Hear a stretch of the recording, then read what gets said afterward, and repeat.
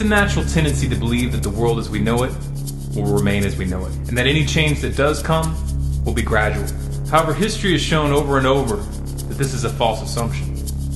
This tendency, often referred to as the normalcy bias, prevents people from seeing and understanding the immense forces of causality which build up as a society approaches a cataclysmic change. The U.S. economy is headed for a collapse.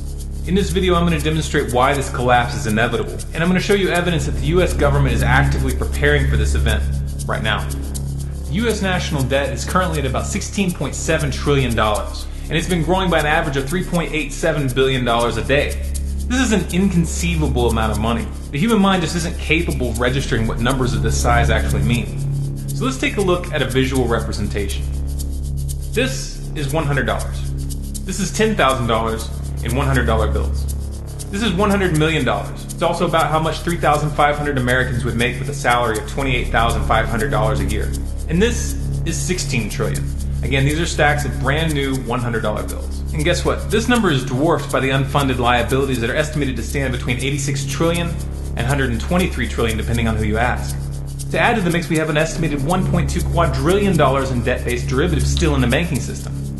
Now, I couldn't find a graphic representation of $1 quadrillion, but a quadrillion is 1,000 trillion. So it's 1,000 times this. Like I said, these are inconceivable figures here. This is not fixable. Those who try to convince you otherwise are not misinformed. They're lying to you.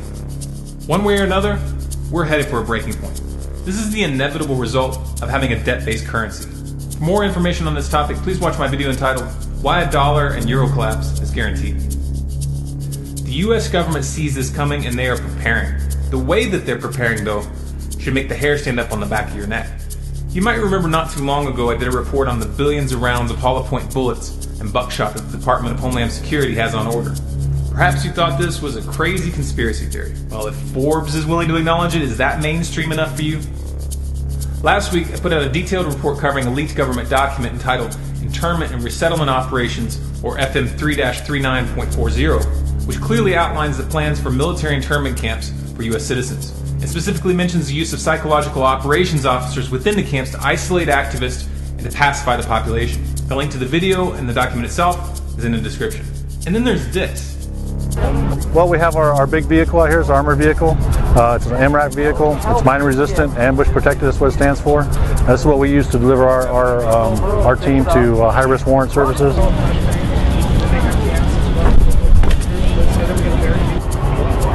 This is the only entry in the vehicle here, so all the operators, we've modified our particular vehicle to have the skids on the sides so that we can have operators on the side and just get off the vehicle from the sides. Makes for a very fast deployment. That's what we're trying to do. If there's an issue while we're out serving a warrant service or something like that, we can shelter in place with this and then go into surround and call out operations inside of here. We can generally get about 10 or 11 operators in here. Very tight, but we can do it. So we get them in there. We have the same on this side. We have a skid on this side as well. We can put four or five operators on here with the shield, and they deploy off this side. The team commander, which is myself, I'll stand in the MRAP and provide overwatch for the team while they're making entry into the house. This glass right here is multiple layers of glass. It's about, I would say, about that thick. It's got multiple layers in there, and it will stop up to a 50 caliber round. The window will. So it provides very good protection for us. We have gun ports in here, so we can actually shoot from within the vehicle. You may think it's pretty loud, but actually it's not too bad. But we do have gun ports there and in the back, and there are two on the side as well. Our team is stationed in El Paso. That's where we're from. We have a team right now, about 17 certified members, and a couple green team guys that are trying to get on the team. And we cover the entire New Mexico state and West Texas, all the way out from El Paso to Midland. And that's our area of operations. Now, we are a national team, so we can be called to go anywhere in the United States and assist other teams with whatever they have pending. It should be obvious that this isn't law enforcement. These are preparations for war. Combine all of this with the NDAA of 2012 and 2013, which give the military the right to kill or detain anyone anywhere in the world without a trial, and you've got the makings of a full-out military dictatorship. Powers that be have no intention of becoming the powers that were. Their system might be falling apart, but they aren't about to just let the people choose what comes next. Now, if you're a rational, intelligent person who's willing to look at reality, then this information is bound to be frightening. For some people, it'll be so overwhelming that they'll just push it out of their minds and do their best to avoid thinking about it. Others will understand that this is irresponsible and will want to do something. But what? Well, let's start by using the process of elimination and discard the options that clearly won't do any good. Option number 1, vote the bums out. That's not going to work, guys. The elections are rigged. The entire system is corrupt to the core. This should be obvious to you by now. You have zero chance of getting your country back through politics at this point. To pretend otherwise is just delusional. Option number 2, hold protests or fill out petitions. Come on, seriously? The criminals running the system don't care what you think. Your petitions mean nothing to them. Stop groveling at their feet. Option number 3, launch a violent revolution. Okay, as popular as this option may be with some people, the fact of the matter is the public is not psychologically or logistically prepared for this.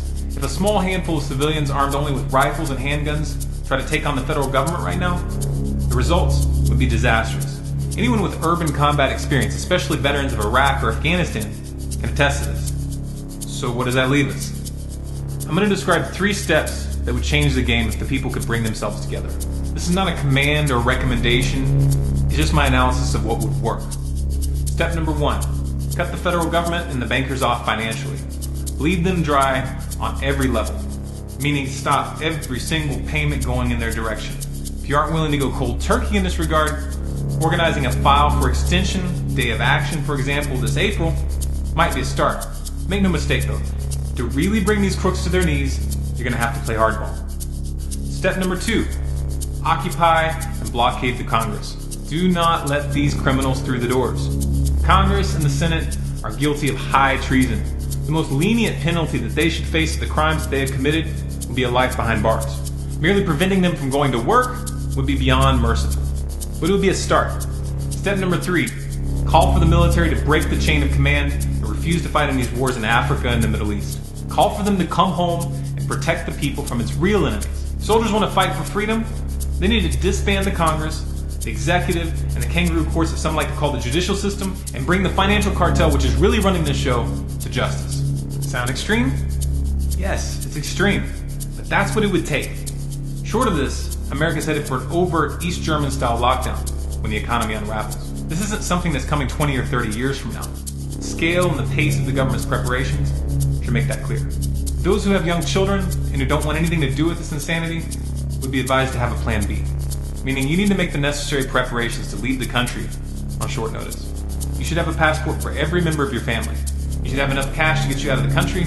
You need to research the geography, the politics, and the immigration policies of several countries. If the country you're looking at speaks a foreign language, then you need to start learning that language. This is really just the bare minimum. Listen, I don't want to look at this any more than you do. I don't want to see my country go down this road. And to be honest, I don't know what our chances are of changing the outcome. All I know is that we have to try. We've got to wake people up to what's coming.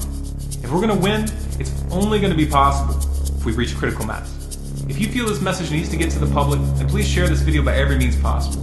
Share it to Facebook, to Twitter, to your friends via email. If you want more content like this, please subscribe to this channel, Storm Clouds Gathering, here on YouTube. For bonus content and updates, follow us on Facebook, facebook.com/StormCloudsGathering. On Twitter at Collapse Updates.